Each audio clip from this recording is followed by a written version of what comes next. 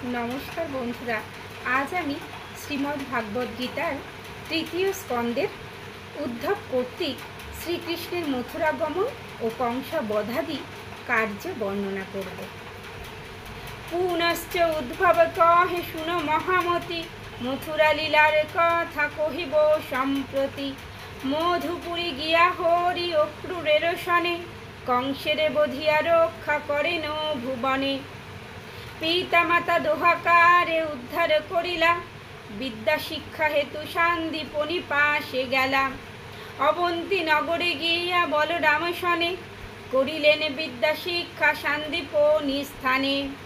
মৃত পুত্র আনি পরে যশোদানন্দন, গুরুরে দক্ষিণা রূপে করিলা অর্পণ। তারপরে জরাসন্ধ মগধের পতি, আসিলেন যুদ্ধ হেতু কৃষ্ণেরও সংহতি। নিজেরও অবদ্ধ জানি দেবকী কুমার, মগধ রাজের নাহি করিলা সংহার। ভীমের দ্বারায় পরে করি ঘোর রণ, জরাসন্ধ রাজে কৃষ্ণ করেন নিধন। লক্ষ নৃপে পরাভব করিয়া সমরে, হরিলেন তারপর রুক্মিণী সতীরে। দ্বারকা নগরে তারে করিয়া আনয়ন, যথাবিধি বিভা কইলা প্রভু জনার্দন। নাগ্নজিতি নামের কন্যা আনি তারপর, বিবাহ করিলা তারে প্রভু দামোদর। অদিতি করেতে প্রভু অর্পিয়া কুণ্ডল, পারিজাত লয়ে আসে দ্বারকা নগর। নরক নামেতে ছিল প্রবল অসুর, তাহাতে বধিলা পরে কৃষ্ণ মহাসুর। পৃথিবীর পুত্র সেই বিদিত ভুবন, কৃষ্ণ করে সে অসুর ত্যাজিল জীবন। ১৬০০ সহস্র রাজ কন্যা হরি পরে, বিবাহ করিলা হরি পরম সাদরে।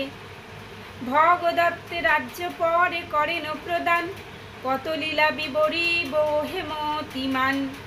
যত নারী বিবাহ করে প্রভু জনার্দন, তাহার মাঝারে শ্রেষ্ঠা হনে ৮ জন।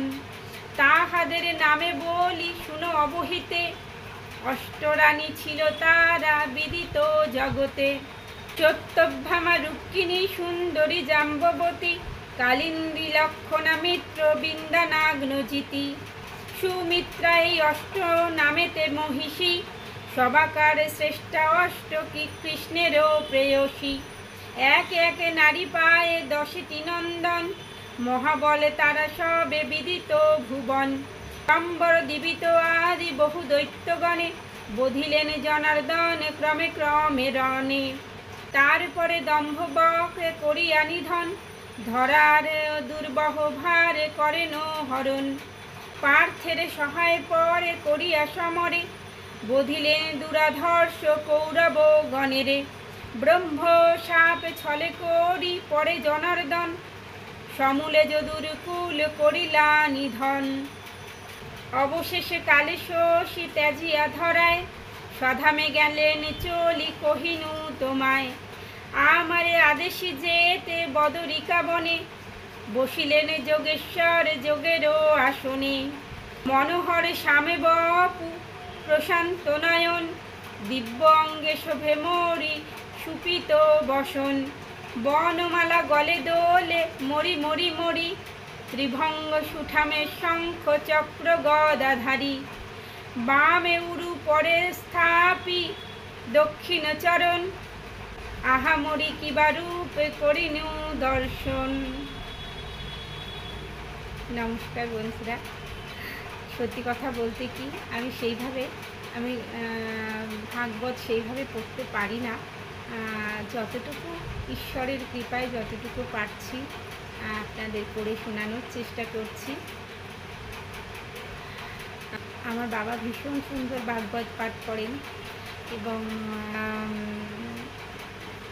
বাবার অনুপ্রেরণায় আসলে বাবা সবসময় চায় আমরা সব ভাই বোনরা সবাইকেই বাবা দিয়েছে এই ভাগবত। আমার বাবার দেওয়া, বাবা আমাকে দিয়েছে।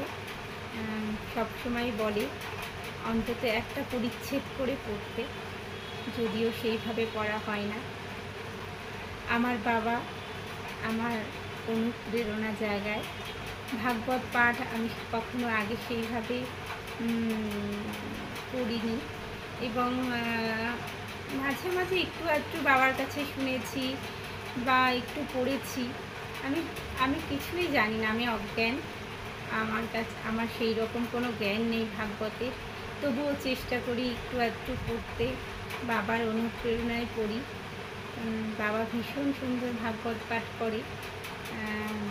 আমি চেষ্টা করছি আপনাদের সামনে ছোট ছোট টুকরো, ছোট ছোট অংশ ভাগবতের আপনাদের সামনে তুলে ধরার। কোনো যদি ভুল ত্রুটি হয় নিজ গুণে ক্ষমা করবেন, এবং যদি ভুল ত্রুটি কিছু হয় অবশ্যই ধরিয়ে দেবেন। পাশে থাকবেন এইভাবে। অসংখ্য ধন্যবাদ।